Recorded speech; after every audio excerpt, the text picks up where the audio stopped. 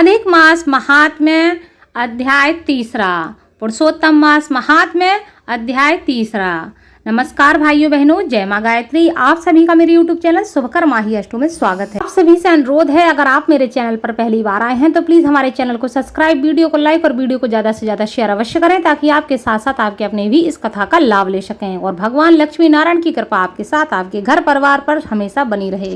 ऋषि कहते हैं कि हे महाभाग, नर के मित्र नारायण नारद के प्रति जो भी शुभ वचन बोले हैं सो वह सब आप हम लोगों को सविस्तार हम लोगों को कहकर सुनाइए। सूत जी कहते हैं कि हे ऋषिगणों, नारायण ने नारद के प्रति जो सुंदर वचन कहे वह जैसे मैंने सुने हैं वैसे ही तुम लोगों को मैं सुनाता हूँ।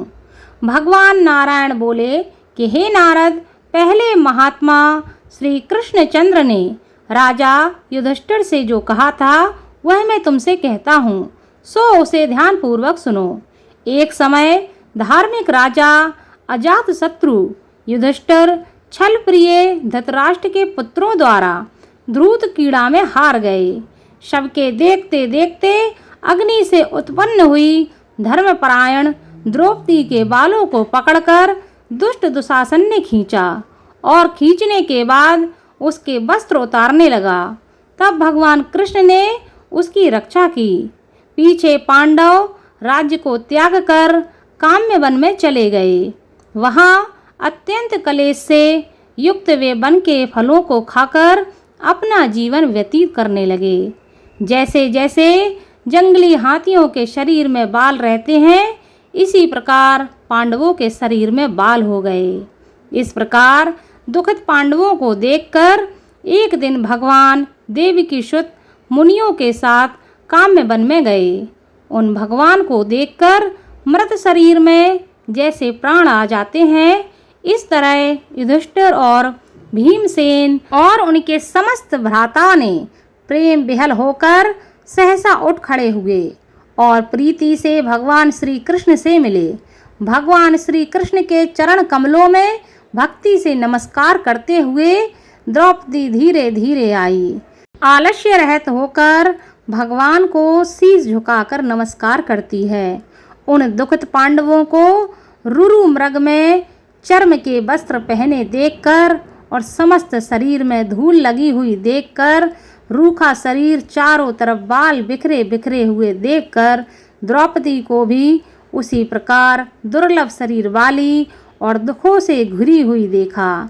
इस तरह दुखित पांडवों को देखकर अत्यंत दुखी भक्तवत्सल भगवान धृतराष्ट्र के पुत्रों को जला देने की इच्छा से उन पर क्रुद्ध हो उठे।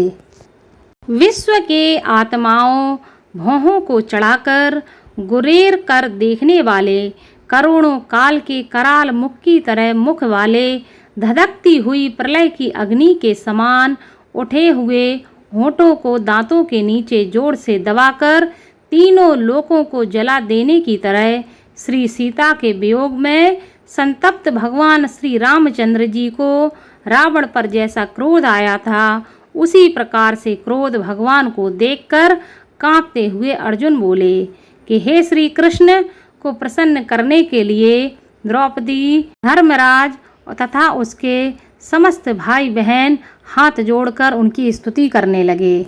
अर्जुन कहते हैं कि हे माधव, जगन्नाथ जगत के नाथ हैं। हे नाथ, मैं जगत के बाहर नहीं हूँ, आप ही जगत की रक्षा करने वाले हैं। हे प्रभु, क्या मेरी रक्षा आप नहीं करेंगे?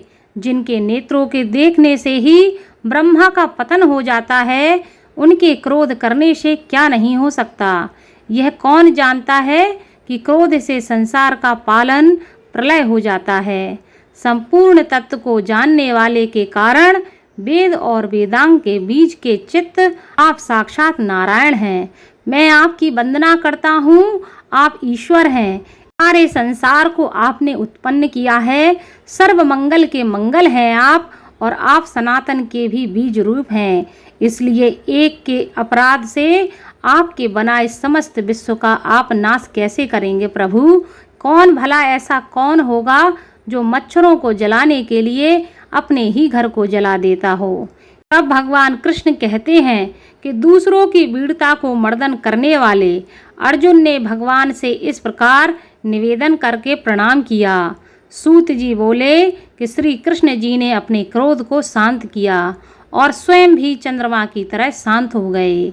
इस प्रकार भगवान को शांत देखकर पांडव स्वस्थ होते हुए भय से मुक्त हो गए। प्रेम से प्रसन्न मुख वाले एवं प्रेम विलय हुए। सबने बड़े प्रेम पूर्वक भगवान को प्रणाम किया और जंगली कंदमूल फल आदि से उनकी पूजा की। नारायण कहते हैं, तब शरण में जाने योग्य भक्तों के ऊपर कृपा करने वाले भगवान श्री कृष्ण को प्रसन्न जानकर विशेष प्रेम से भरे हुए नम्र स्वभाव से अर्जुन ने बार बार नमस्कार किया और जो प्रश्न तुम लोगों ने हमसे किया है वही प्रश्न उन्होंने भगवान श्री कृष्ण से किया। इस प्रकार अर्जुन का प्रश्न सुनकर क्षण मात्र मन से सोचकर अपने सुहाद्र पांडवों को और व्रत को धारण की हुई द्रौपदी को आश्वासन देते हुए वक्ताओं में श्रेष्ठ श्री कृष्ण पांडवों से हितकर वचन बोले। भगवान श्री कृष्ण कहते हैं कि हे राजन, हे महाभाग, अब मेरे वचन सुनो।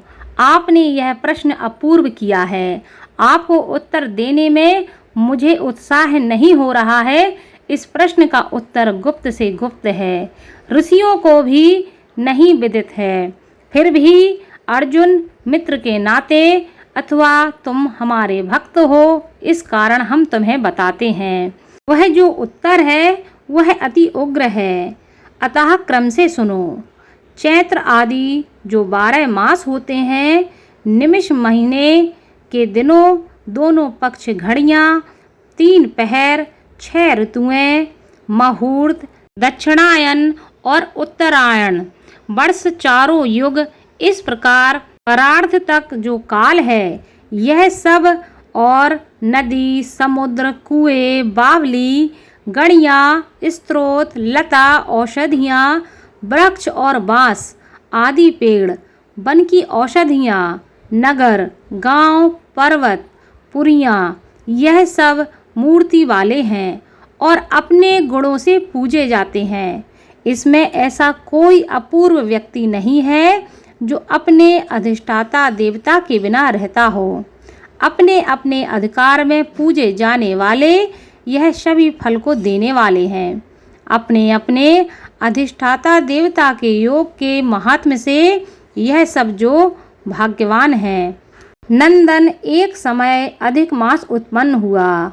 उस उत्पन्न हुए असहाय निंदित मास को सब लोग बोले कि यह मलमास सूर्य की संक्रांति से रहित है, अतः इसको पूजने योग्य नहीं है। यह मलमास मल रूप होने से छूने योग्य भी नहीं है और ना ही यह शुभ कार्यों के लिए अग्रणी है। इस प्रकार के वचनों को लोगों के मुख से सुनकर यह मलमास बहुत ही दुख से घिरा हुआ अति खिन्न और मन से चिंताग्रस्त होकर व्याकुल हृदय से मरणासन की तरह हो गया। फिर यह धैर्य धारण कर मेरी शरण में आया। हे नर, वैकुंठ भवन में जहाँ मैं रहता हूँ वहाँ पहुँचा और मेरे घर में आकर मुझे पुराण परम पुरुषोत्तम को इसने देखा। उस समय अमूल्य रत्नों से जड़ित स्वर्ण सिंहासन पर बैठे मुझको देखकर यह भूमि पर साष्टांग दंडवत कर हाथ जोड़कर नेत्रों में बार बार अश्रुओं की धारा बहता हुआ धैर्य धारण कर गदगद वाणी से बोला।